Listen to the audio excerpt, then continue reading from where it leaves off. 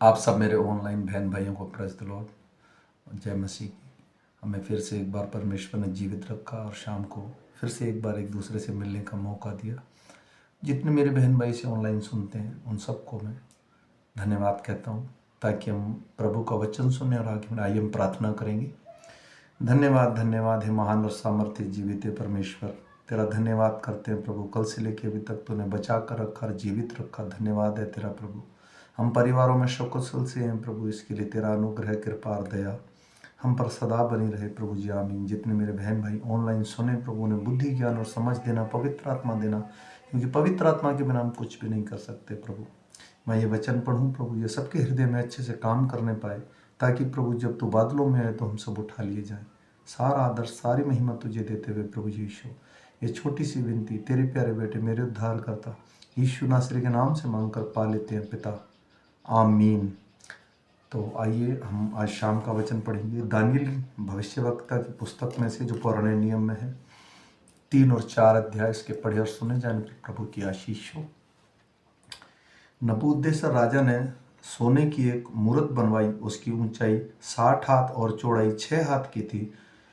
उसने उसको बेबीलोन के प्रांत से दूरा नामक मैदान में खड़ा कराया। तब नबूकदनेस्सर राजा ने अधिपतियों, हाकिमों, गवर्नरों, जजों, खजांचियों, न्यायियों, शास्त्रियों आदि प्रांत प्रांत के सब अधिकारियों को बुलवा भेजा कि वे उस सूरत में मूरत की प्रतिष्ठा में आए जो उसने खड़ी कराई थी। तब अधिपति, हाकिम, गवर्नर, जज, खजांची, न्यायी, शास्त्री आदि प्रांत प्रांत के सब अधिकारी नबूकदनेस्सर राजा की खड़ी कराई हुई मूर्ति की प्रतिष्ठा के लिए इकट्ठा हुए और उस मूर्ति के सामने खड़े हुए। तब ढिंढोरियों ने ऊंचे शब्द में पुकार कर कहा, हे देश देश और जाति जाति के लोगों और भिन्न भिन्न भाषा के बोलने वालों, तुम तो यह आज्ञा सुनाई जाती है कि जिस समय तुम नरसिंगा, बांसुरी, वीणा, सारंगी, सितार, शहनाई आदि सब प्रकार के बाजों का शब्द सुनो, तब तुम उस समय गिरकर नबूकदनेस्सर राजा की खड़ी कराई हुई सोने की मूर्ति को दंडवत करो।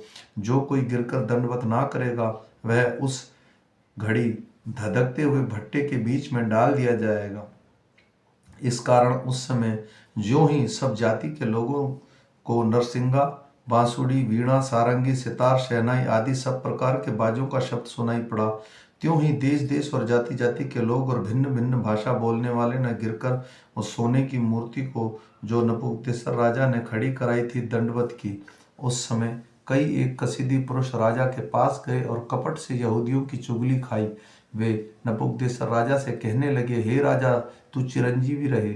हे राजा, तूने तो यह आज्ञा दी है कि मनुष्य नरसिंगा, बांसुरी, वीणा, सारंगी, सितार, शहनाई आदि का शब्द के बाजों का सुनाई दे वह गिरकर उस सोने की मूर्ति को दंडवत करे, और जो कोई गिरकर दंडवत ना करे वह धधकते हुए भट्टे के बीच में डाल दिया जाए। देख, शद्रक, मेशक और अबेदनगो नामक कुछ यहूदी पुरुष हैं जिन्हें तूने बेबीलोन के प्रांत के कार्य के ऊपर नियुक्त किया है। उन पुरुषों ने राजा तेरी आज्ञा की कुछ चिंता नहीं की। वे तेरे देवता की उपासना नहीं करते और जो सोने की मूरत तूने खड़ी कराई है उसे दंडवत नहीं करते। तब नबूकदनेस्सर ने रोष और जलजलाहट में आकर आज्ञा दी कि शद्रक, मेशक और अबेदनगो को लाओ। तब वे पुरुष राजा के सामने हाजिर किए गए। नबूकदनेस्सर ने उनसे पूछा, हे शद्रक, मेशक और अबेदनगो, तुम लोग जो मेरी देवता की उपासना नहीं करते और मेरी खड़ी कराई हुई सोने की मूर्ति को दंडवत नहीं करते, तो क्या तुम जानबूझकर ऐसा करते हो? यदि तुम अभी तैयार हो कि जब नरसिंगा, बांसुरी, वीणा, सारंगी, सितार, शहनाई आदि सब प्रकार के बाजों का शब्द सुनो और उसी क्षण गिरकर मेरी बनाई हुई मूर्ति को दंडवत करो तो बचोगे, और यदि तुम दंडवत ना करो तो इसी घड़ी धधकते हुए भट्टे के बीच में डाले जाओगे। फिर ऐसा कौन देवता है जो तुमको मेरे हाथ से छुड़ा सके? शद्रक, मेशक और अबेदनगो ने राजा से कहा, हे नबूकदनेस्सर, इस विषय में तुझे उत्तर देने का हमें कुछ प्रयोजन नहीं जान पड़ता। हमारा परमेश्वर जिसकी हम उपासना करते हैं वह हमको उस धधकते हुए भट्टे की आग से बचाने की शक्ति रखता है। वरन हे राजा, वह हमें तेरे हाथ से भी छुड़ा सकता है। परंतु यदि नहीं तो हे राजा, तुझे मालूम हो कि हम लोग तेरे देवता की उपासना नहीं करेंगे और न तेरी खड़ी कराई हुई सोने की मूर्ति को दंडवत करेंगे। तब नबूकदनेस्सर झुंझला उठा और उसने चेहरे का रंग शद्रक, मेशक और अबेदनगो के प्रति बदल गया। उसने आज्ञा दी कि भट्टे को 7 गुना अधिक धधका दो।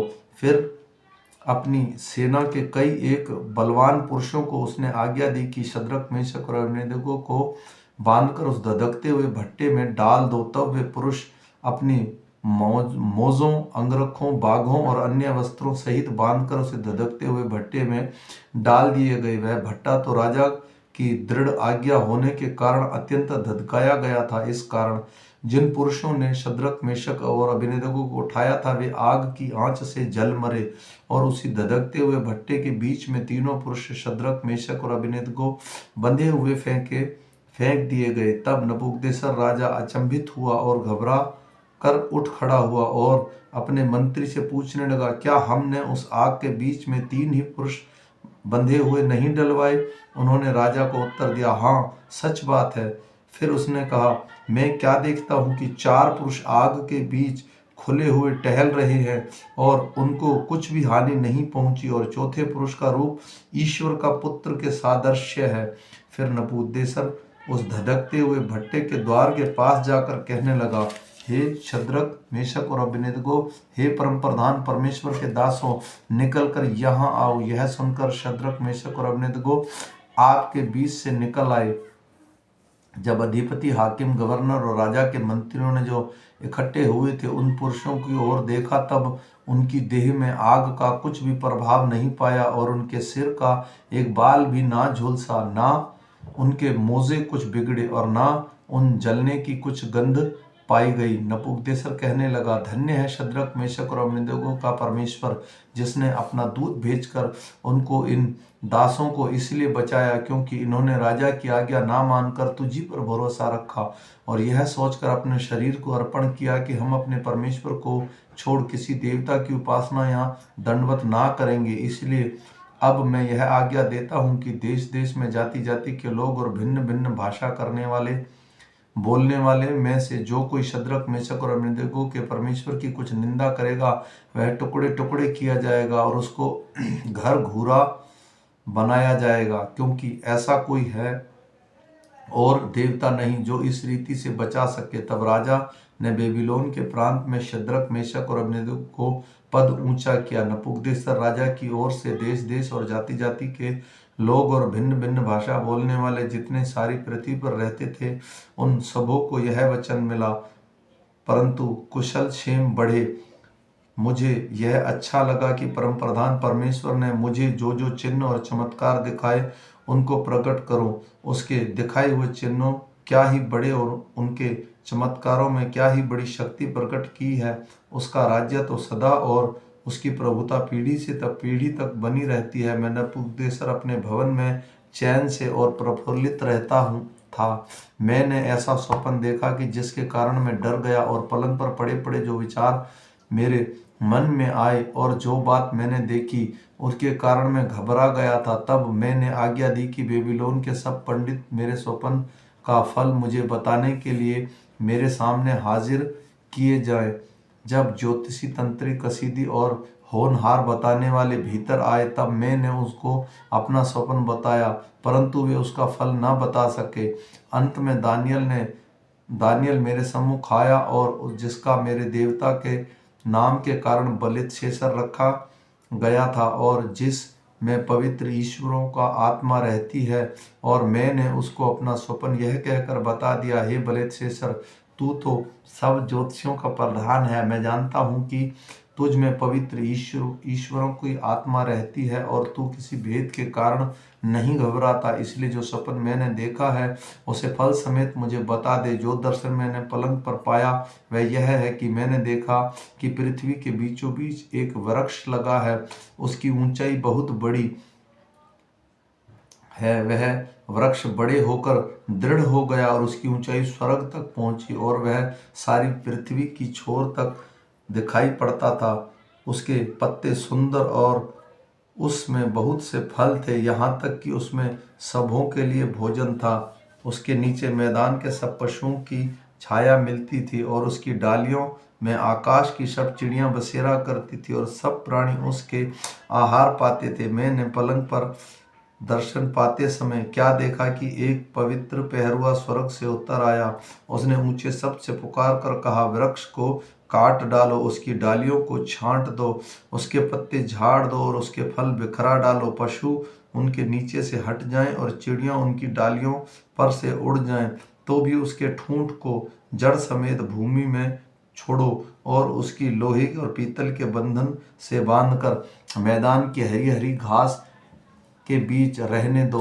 वह आकाश की ओस से भीगा करे और भूमि पर घास खाने में मैदान के पशुओं के संग भागी हो। उसका मन बदले और मनुष्य को ना रहे, परंतु पशु का सा बन जाए और वह 7 काले बीते। यह आज्ञा पहरुओं ने निर्णय से और यह बात पवित्र लोगों के वचन से निकली कि जो जीवित है वे जान ले कि परम प्रधान परमेश्वर मनुष्यों के राज्य में प्रभुता करता है और उसको जैसे चाहे उसे दे देता है, और वह छोटे से छोटे मनुष्य को भी उस पर नियुक्त कर देता है। मुझे नबूकदनेस्सर राजा ने यही स्वप्न देखा, इसलिए हे बेलतशस्सर तू इसका फल बता, क्योंकि मेरे राजा मैं कोई पंडित इसका फल तुझे नहीं समझा सकता, परंतु तुझ में तो पवित्र ईश्वरों का आत्मा रहता है, इस कारण तू उसे मुझे समझा सकता है।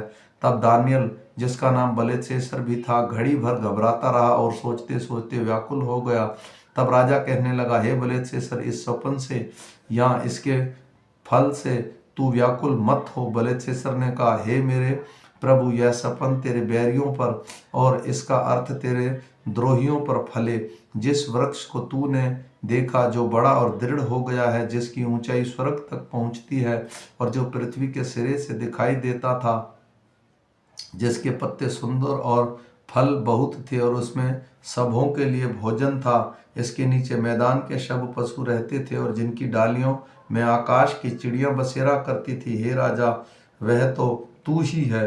तू महान और सामर्थी हो गया, तेरी महिमा बढ़ी और स्वर्ग तक पहुंच गई और तेरी प्रभुता पृथ्वी के छोर तक फैल गई। हे राजा, तूने जो एक पवित्र पहरुए को स्वर्ग से उतरते और यह कहते देखा कि वृक्ष को काट डालो और इसको नाश करो, तो भी उसका ठूंठ जड़ समेत भूमि में छोड़ो और उसके लोहे और पीतल के बंधनों से बांधकर मैदान की हरी घास के बीच में रहने दो। वह आकाश की ओस से भीगा करे और उसके मैदान के पशुओं के संग भी भाग मिले, और जब वह 7 युग उस पर बीत ना चुके तब उसके ऐसी ही दशा रहे। हे राजा, इसका फल तो परम प्रधान ने ठान लिया कि राजा पर घटे। वह यह है कि तू मनुष्यों के बीच में से निकाला जाएगा और मैदान के पशुओं के संग रहेगा। तू बैलों के समान घास चरेगा और आकाश की ओस से भीगा करेगा, और 7 युग तुझ पर बीतेंगे, जब तक कि तू न जान लिया जाए कि मनुष्यों के राज्य में परम प्रधान की प्रभुता करती है और जैसे चाहे वह उसे दे देता है। उस वृक्ष के ठूंठ को जड़ समेत छोड़ने की आज्ञा जो हुई है, इसका अर्थ यह है कि तेरा राज्य तेरे लिए बिना बना रहेगा, और जब तू जान लेगा कि जगत का प्रभु स्वर्ग में ही है, तब तू फिर से राज्य करने पाएगा। इस कारण हे राजा, मेरी यह सहमति स्वीकार कर कि यदि तू पाप छोड़कर धर्म करने लगे और धर्म छोड़कर दीनहीनों पर दया करने लगे, तो संभव है कि ऐसा करने से तेरा चैन बना रहे। यह सब कुछ नबूकदनेस्सर राजा पर घट गया। 12 महीने के बीतने पर जब वह बेबीलोन के राजभवन की छत पर टहल रहा था, तब वह कहने लगा, क्या यह बड़ा बेबीलोन नहीं, जिसे मैंने ही अपने बल पर सामर्थ्य से राजनिवास होने के लिए अपने प्रताप की बढ़ाई के लिए बसाया? यह वचन राजा के मुंह से निकलने भी ना पाया था कि आकाशवाणी हुई, हे राजा नबूकदनेस्सर, तेरे विषय में यह आज्ञा निकली है कि तेरे हाथ से निकल गया और तू मनुष्यों के बीच से निकाला जाएगा, और मैदान के पशु तेरे संग रहेंगे और बैलों के समान घास चरेगा, और तू 7 काल तुझ पर बीतेंगे, जब तक कि तू यह न जान ले कि परम प्रधान मनुष्यों के राज्य में प्रभुता करता है और जिसे चाहे वह उसे देता है। उसी घड़ी यह वचन नबूकदनेस्सर के विषय में पूरा हुआ। वह मनुष्यों में से निकाला गया और बैलों के समान घास चरने लगा और उसकी देह आकाश की ओस से भीगती थी, यहाँ तक कि उसके बाल उकाब पक्षियों के पैरों के और उसके नाखून चिड़ियों के पंजों के समान बढ़ गए। उन दिनों के बीतने पर मुझ नबूकदनेस्सर ने अपनी आंख स्वर्ग की ओर उठाई और मेरी बुद्धि ज्यों की त्यों हो गई। तब मैंने परम प्रधान को धन्य कहा और जो सदा जीवित है उसकी स्तुति और महिमा यह कहकर करने लगा, उसकी प्रभुता सदा की है और उसका राज्य पीढ़ी से पीढ़ी तक बना रहने वाला है। पृथ्वी के सब रहने वाले उनके सामने तुच्छ गिने जाते हैं और वह स्वर्ग की सेना और पृथ्वी के रहने वालों के बीच अपनी ही इच्छा के अनुसार काम करता है और कोई उसको रोक कर उससे नहीं कह सकता कि ये तूने क्या किया है। उसी समय मेरी बुद्धि फिर ज्यों की त्यों हो गई और मेरे राज्य की महिमा के लिए मेरे प्रताप और मुकुट मुझ पर फिर आ गया। मेरे मंत्री और प्रधान लोगों ने मुझसे भेंट करने के लिए आने लगे और मैंने राज्य में स्थिर हो गया और मेरी और अधिक प्रशंसा होने लगी। अब मैं नबूकदनेस्सर स्वर्ग के राजा को सराहता हूँ और उसकी स्तुति और महिमा करता हूँ, क्योंकि उसके सब काम अच्छे सच्चे और उसके सब व्यवहार न्याय के, और जो लोग घमंड से चलते हैं उन्हें वह नीचा कर सकता है। आमीन फिर आमीन। फिर मिलेंगे सुबह के वचन के साथ। तब तक ये वचन हमारे हृदयों में काम करे। सब मेरे भाई बहनों को जय मसीह, सबको जय मसीह। आमीन।